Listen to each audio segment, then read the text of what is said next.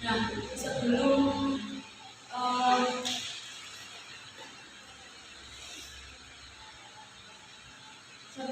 hermeneutika menjadi metode penafsiran Al-Quran, hermeneutika itu hadir tidak lepas dari perkembangan dan kemajuan pemikiran tentang bahasa dalam wacana filsafat dan keilmuan lainnya. Kajian hermeneutika mulai berkembang pesat pada abad 20. Hermeneutika adalah teori tentang bekerjanya pemahaman dalam menafsirkan teks. Hermeneutika sebagai metodologi dalam pelaksanaan Al-Quran dirasa cukup penting dan mendesak untuk dilakukan karena hermeneutika tidak hanya berbicara dalam tatanan teks.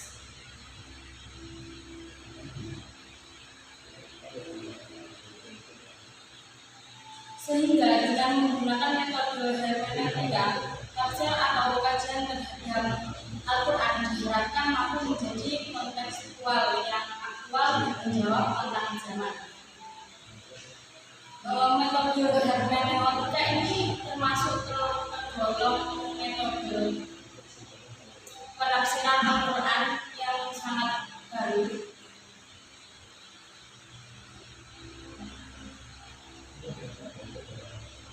Karena hermeneutika ini muncul dari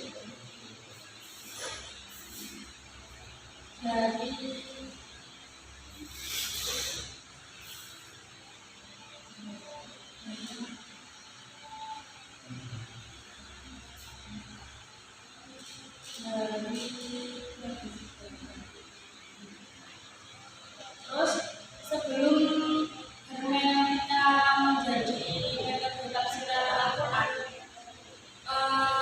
di kalangan ulama itu banyak kontra antara hermeneutika dijadikan sebagai penafsiran Al-Quran atau tidak. Karena kalau hermeneutika dijadikan penafsiran Al-Quran itu banyak plus minusnya. Nah, nanti ini akan dijelaskan terlebih dahulu mengenai pengertian tafsir Al-Quran oleh teman saya. Pengertian tafsir Al-Quran. Tafsir diambil dari kata as-sahroh, fasiru, tafsiran dan berarti keterangan. Penjelasan atau uraian secara istilah berarti yang menjelaskan makna Al-Quran. Kajian kisah dan setelah turunnya ayat tersebut dengan lapor yang memberikan kepada makna sendiri. Menurut dari salah satu penjelasan Al-Quran yang kemudian menunjukkan tafsir adalah ilmu yang membahas tentang cara-cara untuk memahami kita yang berbeda dengan pendidikan dunia, baik yang berkualitas maupun kualitas serta makna yang terkandung dalam ayat tersebut secara visual ataupun tekstual. Al-Quran mengandung sebagai makna yang atas dasar istilah untuk mengaktualisasikan makna ayat-ayat selalu terbuka. Tentunya agar Al-Quran dapat berperan dan berfungsi dengan baik menjadi pedoman dan fungsi hidup bagi manusia, terutama dalam jalan penghidupan secara hidup.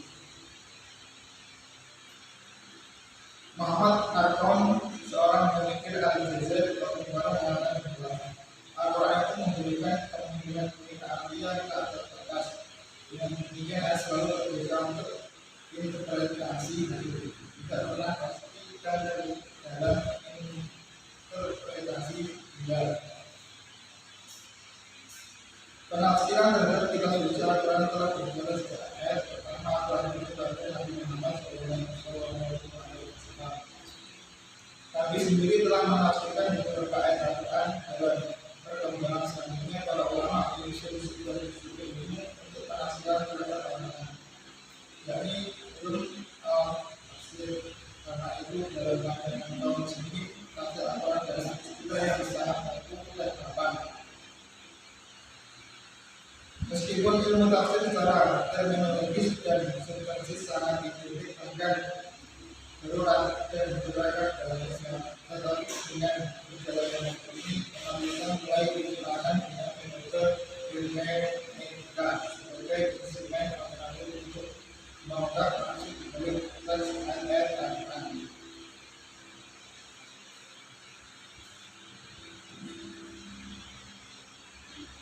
Terus selanjutnya pengertian hermeneutika.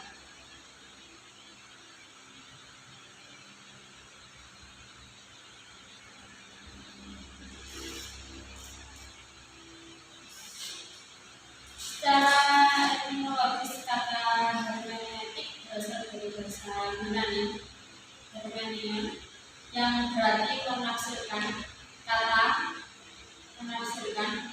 benda hermeneutik secara harfiah dapat diartikan sebagai penafsiran atau interpretasi. Istilah Yunani ini mengingatkan kita pada tokoh mitologis yang bernama Hermes, yang seorang utusan yang mempunyai tugas menyampaikan pesan Jupiter pada manusia. Hermeneutika pada akhirnya diartikan sebagai proses mengubah sesuatu atau situasi ketidaktahuan menjadi mengerti.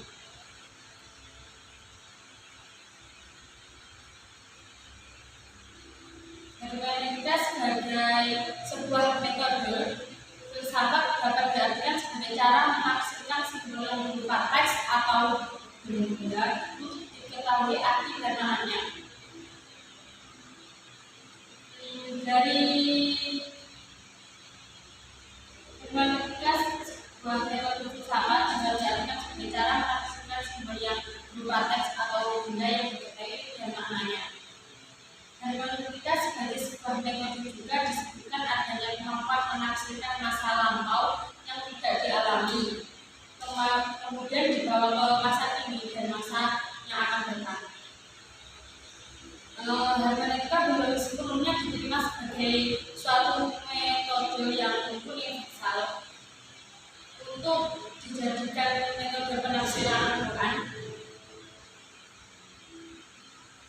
Namun demikian paling tidak mendukung pemahaman tentang sebuah kebenaran dari interpretasinya. Hal ini mungkin dipahami bahwa pemahaman adalah sebuah seni, tidak ada yang bersifat umum.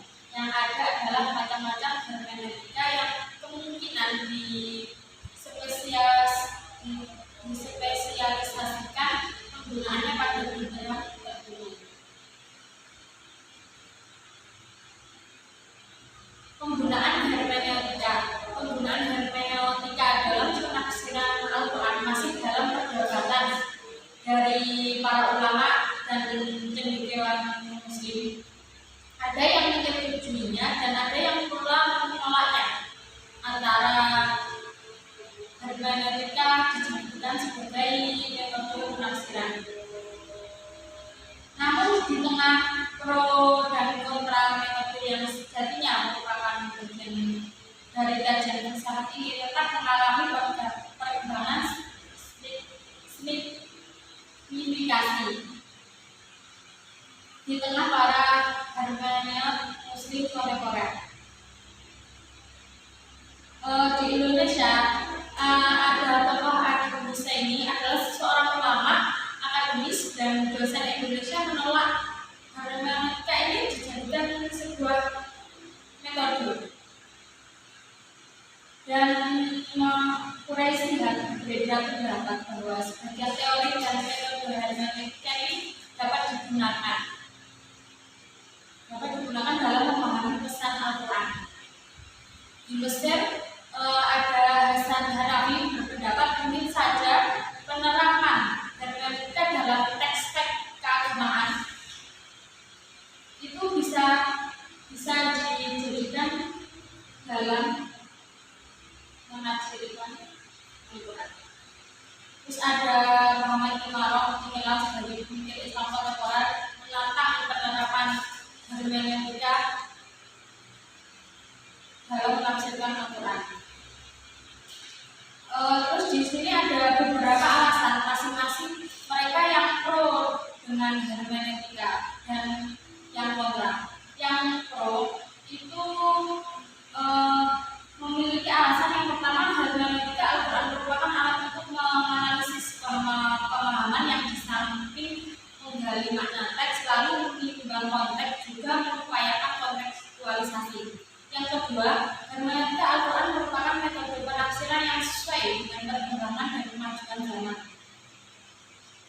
Dan golongan yang kontra dengan hermeneutika Al-Quran juga mempunyai alasan dengan sikap mereka mengenai hermeneutika Al-Quran. Yang paling sering diungkapkan di golongan yang kontra adalah alasannya itu ada dua. Yang pertama, para pakar hermeneutika dalam Islam mengatakan Al-Quran merupakan sebuah produk budaya.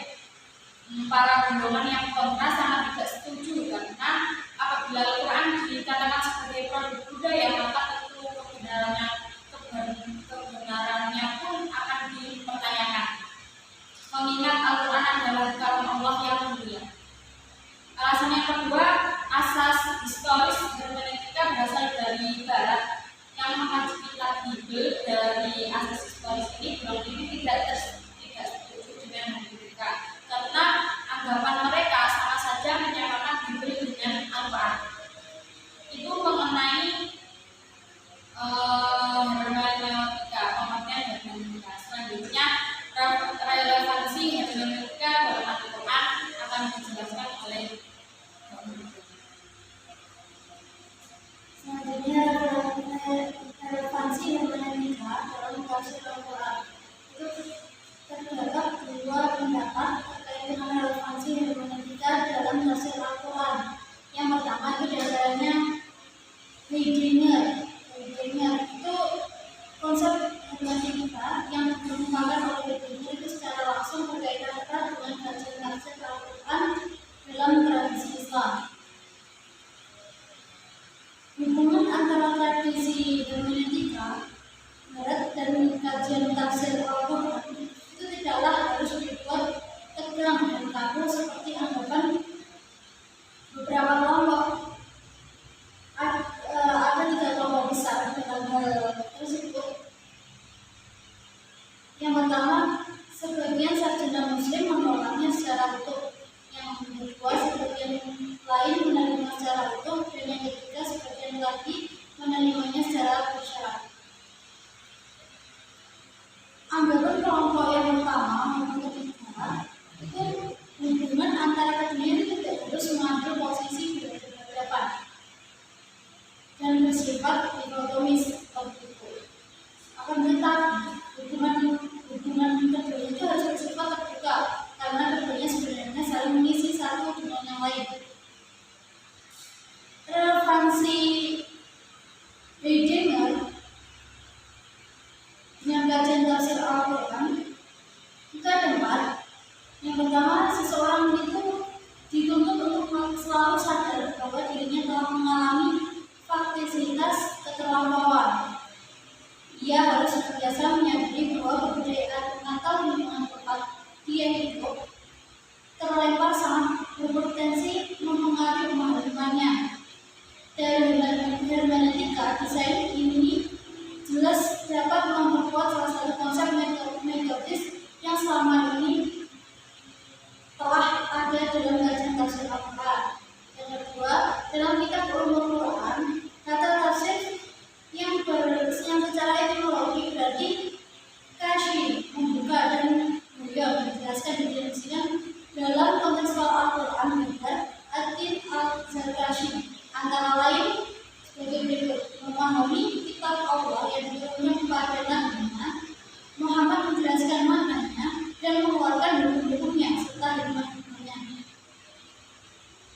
Kemudian yang ketiga, hermeneutika desain dari Heidegger ini juga membutuhkan oleh kajian tafsir Al-Quran dengan maraknya tafsir-tafsir yang bergerak eksklusif bahkan fanatis. Saat ini banyak bermunculan tafsir-tafsir yang akan Al-Quran yang cenderung hanya menggunakan perspektif tafsirannya sendiri dan menafikannya perspektif tafsir yang berbeda. Yang keempat, teori temporalitas desain juga menguatkan dimensi waktu tawanan Quran. Dalam hazanah keilmuan tafsir, Al-Quran itu dikenal sebagai kitab suci yang senantiasa sesuai dengan dan selaras dengan perkembangan zaman. Bertolak dari agama tersebut merupakan sebuah keniscayaan untuk memiliki teori temporalisme desain yang dikonsepsikan oleh Heidegger.